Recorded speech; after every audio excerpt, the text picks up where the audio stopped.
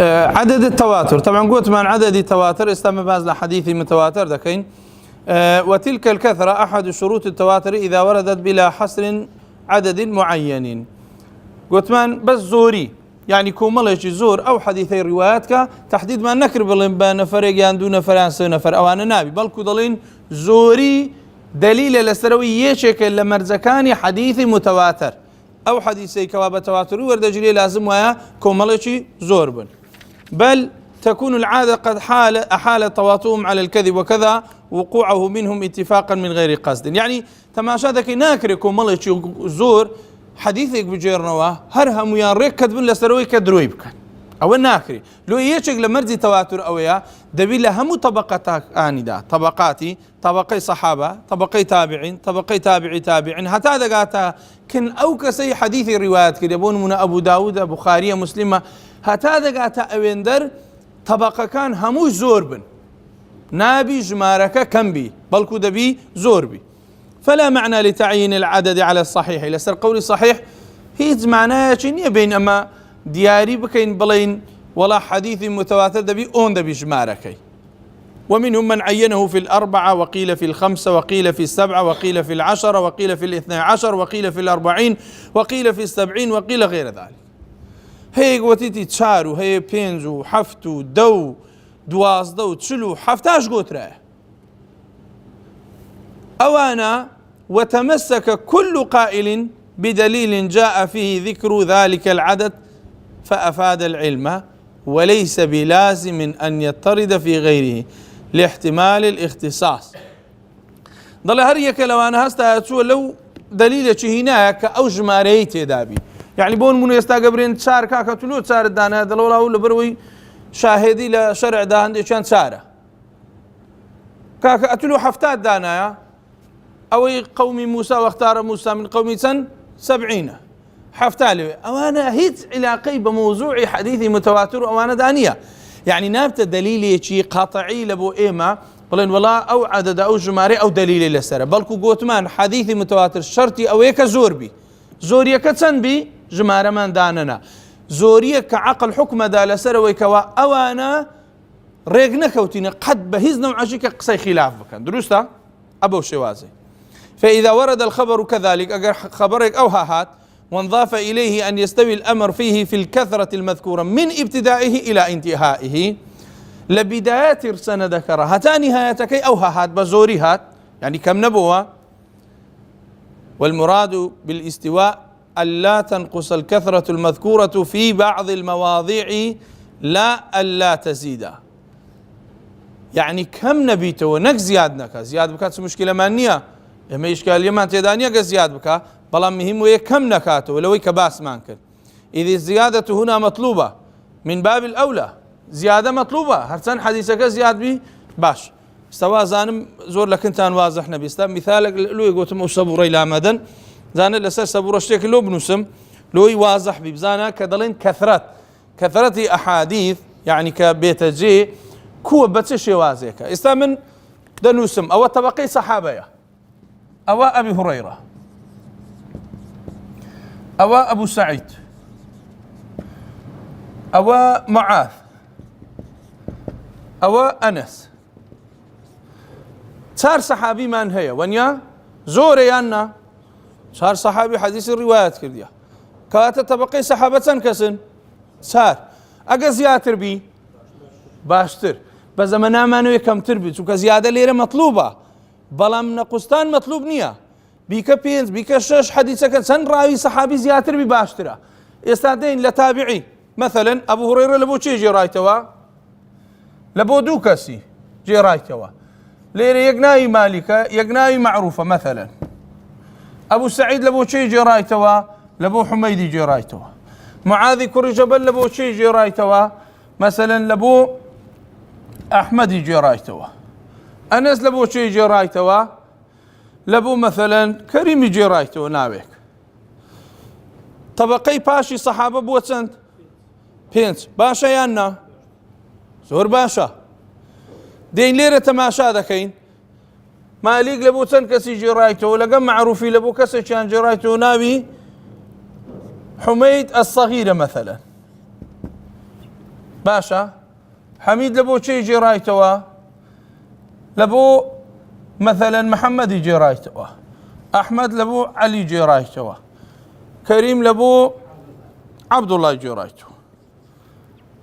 بو چەند ڕیوایەتەکە چار ئەگەر وای لێ هادە و جارە ئەوە لە بۆ عەبدوڕەحمانی جێڕایتەوە ئەو دووە ئەو دووەش لە بۆ عەلی کابرایەکەی ناوی عەلی حوسێن کەریمە بۆ نمونە ئەوەش با ناوەچکە بێ تەبەقەکە بووە چەند تێکچوو دروستە چونکە چەند دێتە خوارێ دەبی چ بی دەبێت زیاتر بێ نابێ کەم بکاتەوە ئێستا ئەمە کە دەرێن کەثرەت مەطلوبە ئەوە حەدیثی متەواترە لەسەرەوە چار کەسمان هەیە لێرە لە خوارێ ئەو جەمنەوە تەمعەن لەبە میثالە لەبە سەبوڕەکەی وام نووسی ئەگەر ناجاری وا هەیە ئەبوو هورێرە لە بۆ دە کەسی جێڕایتەوە زۆر بوو یان نا ئەبوو سەعید لە بۆ 5 کەسی جێڕایتەوە معاذ لە بۆ 6 کەسی جێڕایتەوە ئەنەس لەو 20 کەسی جێڕایتەوە بۆ چەند بووە گەلە زۆر وەنیە ئەو حەدیثە تەقەبولی غەڵەت ناکات چکە بوو وادێ لێرە دووبارە زیاد بوویتەوە ئەوها لۆی ئەنگۆ هەنگو زۆر جار گوێتان لێ دەبێت دەرێ فەینە لهذا الحەدیث طرق کەثیرە ئەوە تڕۆقەکەی ئەوە لێرە بوو بە دوو بۆ سێ بۆ چار بۆ دا لێرە دێتە خوارێ کۆمەرەی دیکەیە کۆمەرەش ئەوە تەریقی حەدیثەکەیە حەدیث چەندی تەریقی زۆر بی پیاوەکانی ساڵح و سەلیم بن بەقووەترە چەندی ڕجالەکانی کەم بنەوە سیفەتی باشیان کەم بیتەوە دەرەجەی دێتە خوارێ کەواتە ئەوەی لێرە لەمە مەطلوبە لە هەموو تەبەقاتەکان حەدیثەکە زۆر بی یعنی مەثەلەن سێ بەسەرەوە دە بەسەرەوە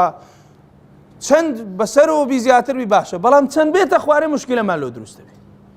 دروستە حەدیثەکە نابێ بە حەدیثێکی متەواتر ئەو معنای ئەو قسەیە کە دەڵێ زیادە مەطلوبە لە ئێمە پێمان خۆشە لە بابی ئەولە بەڵام نەقوستان نا دیتت لێرە حەدیثەکە نەقوستانی کرد تەواتر نەما دروستە ئێستا دەگەڕێمەوەکن ئەو جەدوەلە تۆزەشکە دەڵێ وأن يكون مستند انتهائه الأمر المشاهدة المسموع مستند آخر كسكك قسكي جويل دبي بون من بلين صحابك يا أمرك سبي مشاهدة بي يعني بخوي ديت بي أو المسموعي يعني بخوي جويل بي تنامي حديث شيء متواتر ما نبي آخر كسب ولا أم نجلوان جيران مودرن أو هارو دايا أو هنيا دبي خود لبيبي بري بخوم ديتم يا بري بخوم دانيش تبم جيم لبو جيم راقد بو بخوم جيم لبو يعني مستندي إيشك أو هايا تبي بقوت بي لا ما ثبت بقضية العقل الصرفي كالواحد نصف الاثنين أما إيش ما بونية مثلا يستادرين نيويدو يكا دروستا أوي كبعقل الصرف بيتجد كعقل أو عبارة علماء قديما لو أوش بكاريان هنا بلين بون منا لبو مسائل عقيدة ما بس بأويا كالروي عقيدة يوا أو شتا بشوازي شي خراب ثابت نبي چکە ئێستا هەندێک شتمانێ متەواترە من دەتوانم پێتان بڵێم عەدەدی زۆرش ڕیوایەتێکی ئەسڵیشی نییە بۆ نمونە ئێستا نەسارا دەرێن چەند خوا هەیە سێ هەیە وەنیا چەند کەس وە دەرێ لەوان زۆر وە دەرێ ئەوانی لە باو باپیرانیان گوێ لێ بە زۆر وە دەرێن ئیستینادەکەیان زۆرە بەڵام عەقڵ قبولی ئەو شتە ناکە یەهود بە هەمان شێوە سیفاتی ئەوایان هەیە ئەوەی ئێمە باسی دەکەین بریتێ لەوەی کەوا بە طەریقێکی مشاهدە و دیتن ثابت ببی ئێستا ئەوە گەورەترین مشکلە لەکن یەهود و نەسارا ئیسنادەکە نیتیان ئێستا بڵێ وەرە ئیسنادی ئەو قسەیە بگەینەوە پێغەمبەر عیسا عەلەیهی سەڵات وەسەلام نیتی بیگەینە پێغەمبەر موسا عەلەیهی سەڵات وەسەلام نیتی ئیسنادی نییە بەڵام ئێمە چمان هەیە ئیسنادمان هەیە وەلەو ئیسنادانەش هەمووی صحیح نین ئەوەی صحیحە لێمان هەڵبژاردیەوە ضعیفە دیاریمان کردێ دروستە فإذا جمع هذه الشروط الأربعة وهي عدد كثير أحالت العادة تواطؤهم أو توافقهم على الكذب أو شرطكاني تواتر دجمير يك كوملشي زور بن كنكريشتي وبراستي توقع نكري كوا خلافي تيدا قوترا دروي تيدا كرا توقع تازا قوتمان عدد من دياري نكر بلان مهم ويا دبي زور بي ونيا دو رو ذلك عن مثل من الابتداء إلى الانتهاء يعني لسر وتشندا هدا قات أخواري أوها دي تدلير استنادك منونوسي لخواري بو دو گوتمان حديثك چی لێ هات لە تەواتر دەرچوو لۆ چووکە دەبی زۆر بی دائما زۆری مەطلوبە لە ئێمە بەڵام کەم بۆوە ناوی حديثەکە دەگۆڕدرێ بەس ئەو ملاحەزەی وەگرە کە حديثێک گوتمان لە تەواتر چووە دەرێ معنەوە نییە ضعیفە ربما حديثەکە صحيحة بەڵام ئەو قیمەتەی تەواتوری نییە حديثی متواتر تایبەتمەندی هەیە وكان مستند انتهاء الحس أو كوتايك كوتمان ويانجي لبيان بخوي مشاهدة كلبي وانضاف إلى ذلك أن يصحب خبر إفادة العلم لسامعه دبي علمي يشش بدأت أو كسي كواجوي لي دبي يعني عادة غالبا بخوي أوش تليدية تجي بلام جاري واشي مثلا حديث هي احتمال يزور خلق رواياتك خاصة نقول لعلم حديث عندك كتاب من هي ولو نقول لبداية كان بلام أجر جاري واهي ببرتساودك مثلا يستكتابي نسب الراية في زيلعية فقه حنفي تخريج كرديان تلخيص الحبير هي ابن حجريا فقه شافعي تخريج كرديان حديث هي بيخي نوع عجائب بيدي باس ده طريقي هي بحسابي تبي بتواتر بها مش ضعيفة هل يجي صحيح نيا لو تشك أو مرسلة أو معلقة وإسنادك ضعيفة وفلاني تدا أو متهمة أو انقطاع على دوجيان آقاي لينبو أو إسنادك هم يبرتبرا وكتماشاك يعني إسناد سليم درنات أقا هميان سليم بان حديثك هذا بوتسه تبو متواتر بەڵام هیچیان ناگاتەکن پێغەمبەر صلی الله علیه و سلم هەتا بگاتەوەی بەبێ مشکلە هەمووی مشکلێکی هەیە کەواتە حەدیثەکە ناگاتە ئەو دەرەجەیە کە ئێمە دەمانوێت دەبی ئیفادەی علمێک بدا سوودێک بدا نەک مەسەلەن جاری وا ئەخەمە دوایە لە قسمی حەدیثی مەوضوع دەخینین یعنی هەندێک حەدیثەیە تو تەماشای دەکەی ئەخەر فائیدەی چ بی یعنی بۆ نمونە ناجرنەوە کابرا وەختەوەی پیازی لۆ نەدەفرۆشا لە پێش مزگەفتێ دەگۆ من ئەکەلە بەسەڵە عەکە فەکەئەنەما زارە مەکە عالم موتو بيازي كري دواء ما مساحته دري ما مساحته نادي بياز كرة خلاص يعني كرو عالم بياز لو شكاك توفي بيغمبر صلى الله عليه وسلم دفرمي هرتي بيازي عكي بخوا كأنه زيارتي مكي كرديا كرو قلت ودروي دكا وسختش ولا خوي حديث سيدانه او حديث وانيه مش دواء مانيه لدي دواء اتوقع بياز بخوا هناي بتي مزقبتي هرنابي بتي تتماشاك ايش كيكو ديارك سخته ايدك ليره فائدة علم تشي بو كابراي بقين يعني لبيني مكولة ما بيني خواردني بياس يعني بياس شتيك خواردني كإنسان إخوي اعتيادية بلام بيغمر صلى الله عليه وسلم طلب يكره حتى فرموي بونت أنا لدويدين نين لو نيجي جماعة ونيا أو يقول هر بياس تخوان أتوب زانة شو مكي ديني وش ديني شيعي ليدي يعني أمو إذا بتاشتي باطل بلام إسناد هذا أو أنا يمو تحديد كرد يعني تكابراي عربانسي أو حديثات لشو هنا شيء رواياتي كرديا تاريخ وفاتي أو كسر سنده هم ديار يست علمك ما نبير علم الرجال هرتي حديث الروايات كرديا تاريخ حياة نسرة لبداية ولادة وفاته هر كسق لعلم الرجال نبو أو حديث ورناجيري يعني نيمان حديثك ما يبري فرانكس لو يزور زاروية جيتان لدبي يعني لكتاب دخينه ولا بني نسرة في سنده مجهول لزان يعني شو أخي يعني شو في أمريكا كسق لومرون كاتو يعني ما بس كلمة المجهول يعني ها ايه هو مصطلح لما اقرا وقت كل درس بشرحك قلت كاكا مزاري ختمني في دامبر مونيا كقولتم ايه يعني اشتشك برنا وهونيا درستا تماشاك حديث مجهول من يعني كذلك او كابران ناديار وقصك تواوا طبعا هو ترجمه بس مفهوم اشتكنيه حديثك من هي ليس ناذكين نسرايا محمد خلاص يتكنيه محمد كل شيء كزديانيا محمد لتن ولادة بنية لتن وفاتة نية لشيء درس خينية نية طلبي شيء نية تو محمد شيء كزناي ناس هناوك بيداب ولا ناو إسنادك بتاقي تنين محمد ببيع أوي إسناد بدري ولا يهيت كسج يان حديثك دي ضل حدثنا فلان كانت أجدقاته عن رجل حدثنا فلان راوستك أو بياوة شيء يستا أو بياوة شيء لون بيانك أو بياو عن رجل إذا حديث قدره يزاع درسته هم مجهولة يعني لا إسناد حديث أما نبي اشتوى ما نبي هم يدبي أو هارون بي درسته لو علمي إسناد هندي العلماء فرمي أنا علمي كأخوة منتك كرديتي بسر أمتي محمد صلى الله عليه وسلم تايبد من دي لبو أمتي أمتاني دي إسناد يعني لهم دينك كان برو تماشاكا علمي إسناد نية يعني قسيك كبيغمبر كدي صلى الله عليه وسلم هزار وصل كجيش تبي إما إسناد من هي حتى أقروا دقويتو أبي كن بيغمبري صلى الله عليه وسلم ماشا إيه أوش قلت من لا إفادة سامع يعني وكسيك واقص عنك اشتيشي فائديك بيبقيني فهذا هو المتواتر أو حديث بيقوتين متواتر وما تخلفت إفادة العلم عنه كان مشهورا فقط هو أجر علمك فائدة نبوتي بيدا قلتري أو وقت ده بتاع حديث شيء مشهور أخ هربي فائدة شيء بيبقيني ما زور زاري واي مثال بويديني ولو يركوانا جنزاوة طلع ملا مشهور قلت أنا حديثك مالو بجيرو قلت وقت خوي ابن عباس قلت جملة في غمري بس أصلا حديثك شنو عكرمة جيراي توا قلت دو صفتي زور باش إيمان دار بكاتن وقت عكرمة ابن عباس لو عكرمة جيرا صفتها شيء لبير كل استاشا من أي كم لبير كل هزي علمي جي تدايوا فائدة علمية ونيا حتى كده تخوارو دفتقص شيء مجلس وخلاص براوا تدو صفته هي إيمان داري زور باشا وقت ابن عباس جرا عكرمة قليش لبير كل استاشا من أي كم لبير كل معنى هيش ما نكر درسته أو هز علمك بسامع دقيني ككابر جويلي دبي إكاسفة كان هجنية كاتو حديثة استدر لو يكبرن أو حديثة شيء متواترة أجر طريقي شيء زور بي باش فكل متواتر مشهور من غير عكس هم حديثة شيء متواتر مشهورة بس مشهور متواتر نية باشا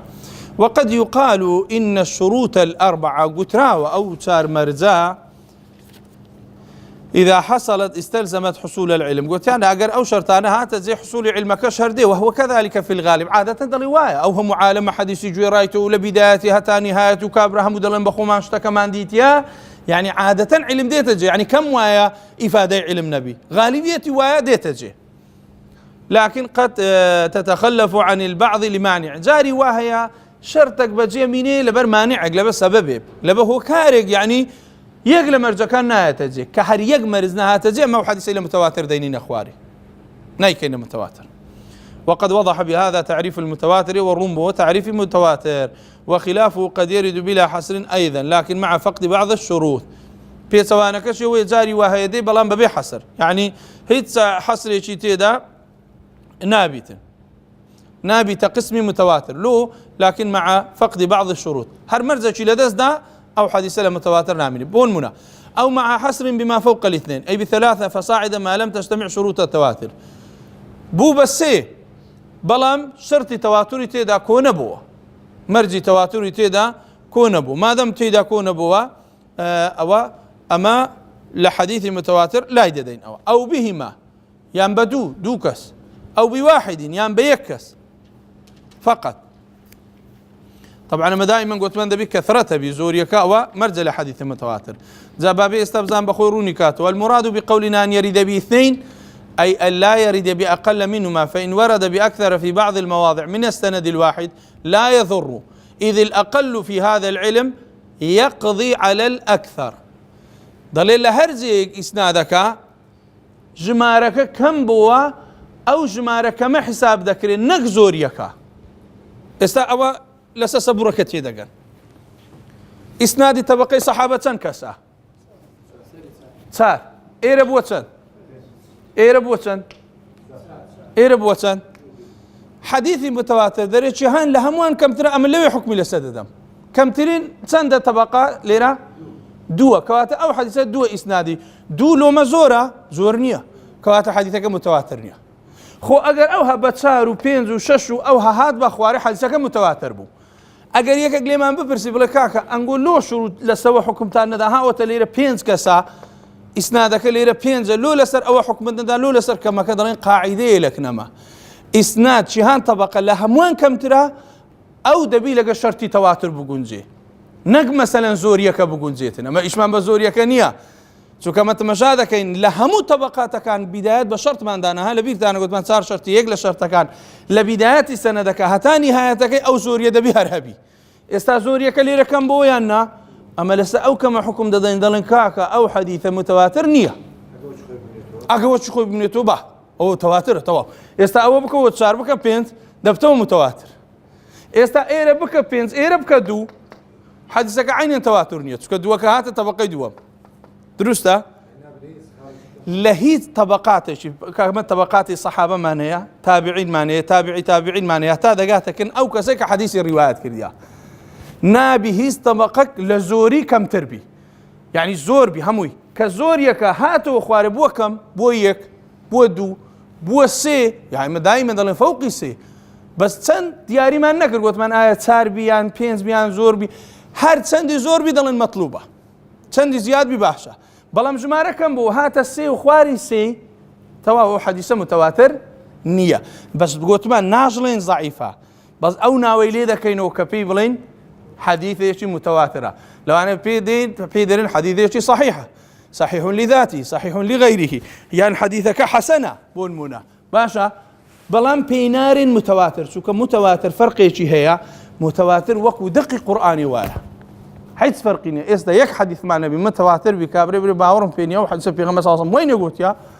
أولا شرع دا ولا أو حكمي أو يا عامي بلام أو اتفاقي محدثين الأسري بكافر بحديث متواتر كباوري في نبي ما دام حديث ثابت بو بمتواتر بكاملي أو هيج جمانية لو في غمر فرموا صلى الله عليه وسلم هر كسي شرطي قاتوا علماء فرمون وكو أو روب رخصي في غمر رتكاته صلى الله عليه وسلم أو بفرموا أيش بفرموانية شو عددك هندا زورا جماني نهشتي توا بس أو حكمه بس تايبة بس حديث متواتر باشا إيه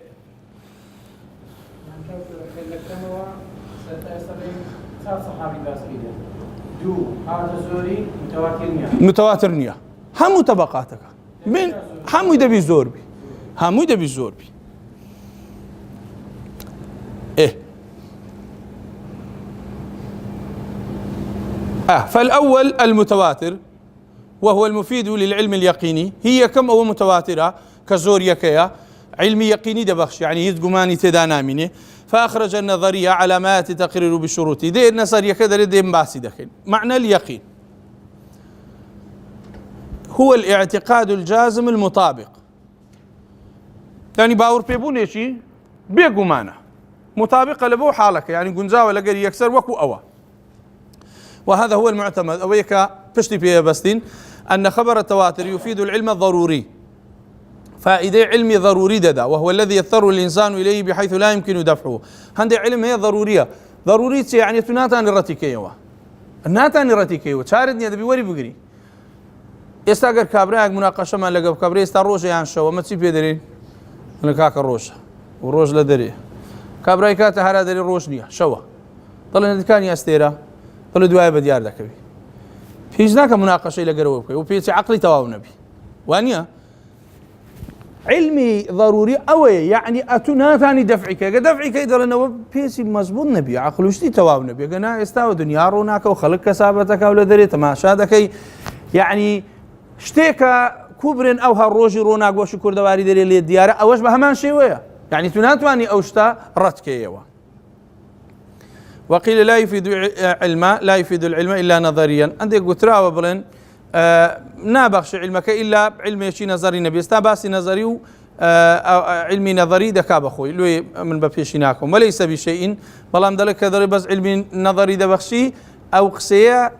هي جنية مقبول نية لأن العلم بالتواتر حاصل لمن ليس له أهلية النظر كالعامي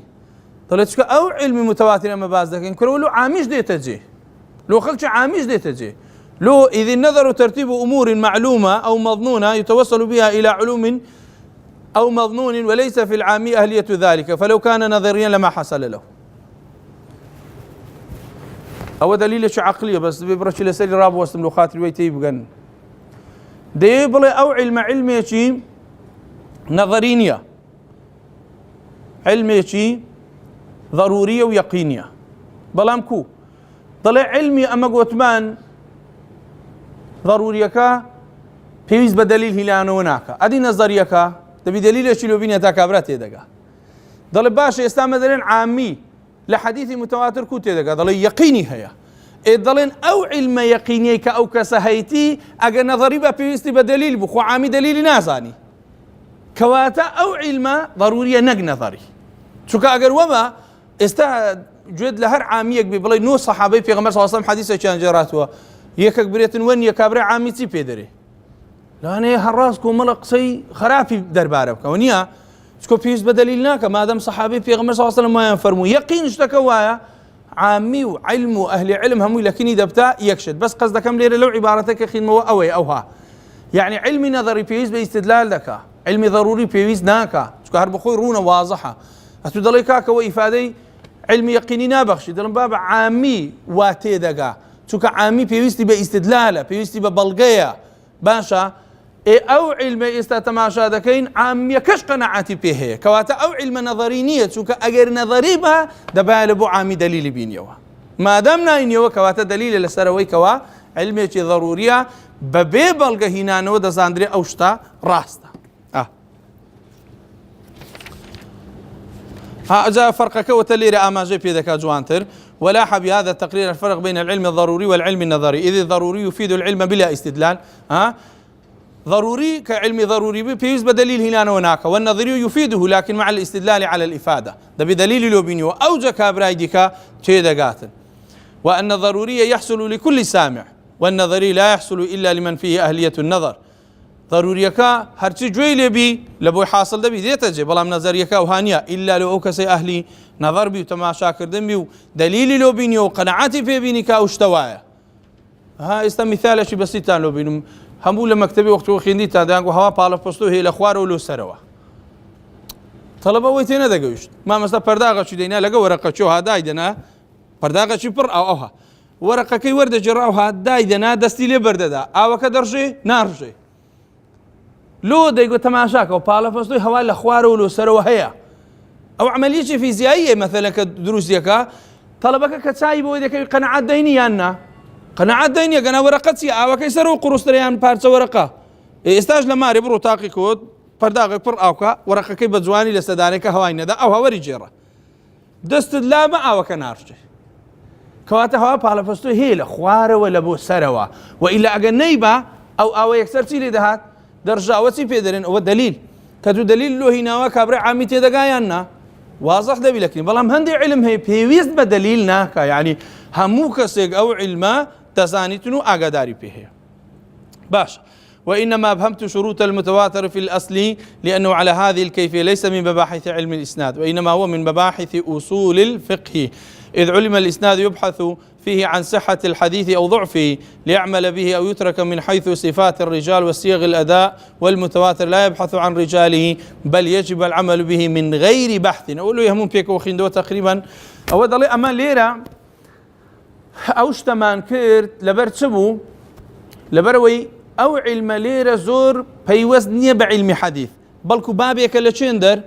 بابيك لعلم أصول الفقه لوين در دخيندري سوك علمي إسناد مثلا تواتر ومشهور آحاد أوانا لا كتاب أصول الفقه دخيندري تتماشاك مصدري دوم لأصول الفقه تيا سنية قرآن دي سنة دي إجماع دي قياس دي ضل أول زي أمين درا أمن إلى أصلك دامنا زور بريم قسم لسنة كنت كذا علمي إيمتيا أما بس بزاني معرفة الصحيح والضعيف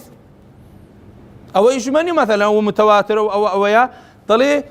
هنا ما إيركانا بس لبر أوي شتيق لدرباري وبزانن أجنا أصلي أو علما مثلا موضوعي باسكرني متواتر ومشهور وآحاد لعلم أصول الفقه دخندري نقلة بلين علومي حديث بس ليكولينو إلى إسناد حديث بقى قناعات بزاني وحديثة صحيحة يعني ضعيفة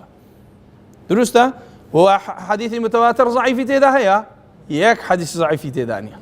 متواتر يقينية إشكاليا اللي يدري أو علمه جيك كي أمندر فائدة لكنه فائدة إرادة واستنبازيك حديث لا أو دخينين إن شاء الله أو متن 40 كي أو حديثا كدخينين طبعا لنقو أو كم دبيت ضابط مزبوط يكا